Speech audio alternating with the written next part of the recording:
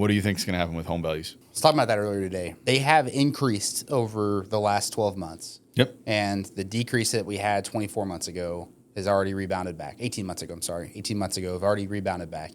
So based on what we're seeing, though, with the statistic you shared about seller concessions Yep. and everything on there, I really do see some softening and some settling in value.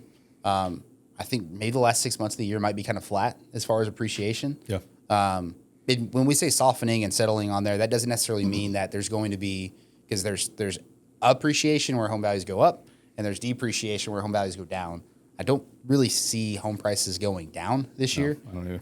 I do think from what I'm seeing that they will be pretty flat. Yeah. And then long term though, projected appreciation for next year. So I was seeing on MBS Highway was still like 2.8% for 2025. That's what I'm seeing on my end. What are you seeing on yours? Yeah, I think it's a lot of it's obviously going to be market dependent, right? Like on a macro level, like on a very wide scale level, I think homes are going to continue to appreciate, right? There are going to be some markets, most likely the markets that went crazy, right? Like I don't know if you've been paying attention to the Austin market, but it's softening quite a bit just because, I mean, there were homes that were appreciating 50% in a year, right? It was just like absurd down there. Was it that high? Dude, it was. I had a client purchased in the suburb of Austin that it was a new build that took a year and a half to build. It was a $300,000 house that he went under contract with. 300? 300. Very suburbs. It was far away from Austin, but it was a suburb. We got the appraisal back at $500,000. Oh. So he gained $200,000 in equity for the year and a half that the home was being built.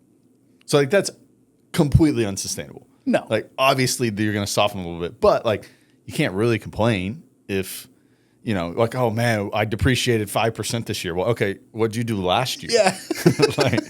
So I think if you're a buyer, right, and I don't necessarily think enough lenders have this conversation, but I think it's really important to figure out if you're a buyer how long you're going to be in the home. Yeah. Because if you come to me and you say, hey, CJ, I need a home for 6 to 8 months and I'm going to sell it, you probably shouldn't buy, dude.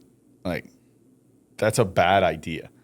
Because you're going to have to pay realtor fees. You're going to have to, if you're not going to improve the property, that's a great point.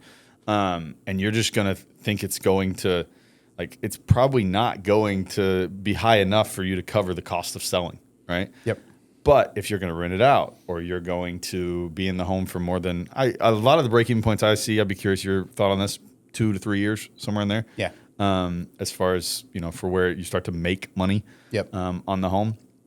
So you got to know, right, it's different than renting where it is going to be a little bit of a long-term investment. Yeah. But if you're in it for more than 2 years, you know, it makes so much sense to do. But you got to know your timeline, or at least have a general idea. Yeah. I've been using the MBS Highway rent versus buy analysis quite a bit. And it's a really, really easy conversation. I think a lot of my realtor partners previously, when they had partnered with lenders to do a rent versus buy analysis, it was through some other softwares that just only focused on the positives, which there's a lot of positives of buying. Oh, for sure. Like that's why we do what we do, right? Because we help people with their dreams. But there's also, you know, if you're paying $1,200 a month for rent, you are never going to buy a house in the DFW area that's going to make sense for 2 years to purchase. No, it just won't happen. Yeah. So the goal is to figure out, okay, financially, like when does it financially make sense as far as the break even point? Yep. And what I've found is a lot of times it depends on what the spread is from what they're currently paying to what they're needing, what their needs are on the purchase, right? If they're in a 1-bedroom apartment over in, you know, Louisville, paying $1,500 a month, then they need to get a 3-bedroom house for their dog and for their roommate. Like they're going to pay a crap ton more. For sure. So they're going to have like a 5 or 6 year break even point. Yeah. So that's been a big thing that I've been kind of harping to my referral partners is like, I'm not just going to come in and sell. Because I think, like you said earlier, I think people just like networking, go to a networking meeting and like have your hand out wanting a deal. I feel like buyers are really smart now, which is good. Yep. And they can tell when you're being sold to and they're being talked into. The snake oil has been exposed, thank God. Sure. So I think it's really making an opportunity for honest advisors like you and me to stand out. And I think it is fine, right? And if you have a realtor partner who doesn't feel this way, you should maybe look at your realtor partners, right? Like, if you're showing them the information and it doesn't make sense for them to purchase, and you're still trying to get them to purchase, that's on you, right? Like, but I talked to a client yesterday, actually, or 2 days ago. My days run together. Veteran client thinks he can rent for $2,500, wants to purchase a $400,000 house, and wants his mortgage payment to be $2,500. Yeah. He's putting 0% down. It's just not going to happen. No. Right. But the conversation we had was, okay, is $500 a month more, right? We're going to structure it for a temporary buy down, get his rate in the 4s, right? It's going to be a good structure for him. He's going to have the seller pay for all his closing costs. He's going to get into the home for 0. It's awesome. Is that worth $500 a month? Let's run the numbers. Let's do what you said, a rent versus own analysis. When does this make sense?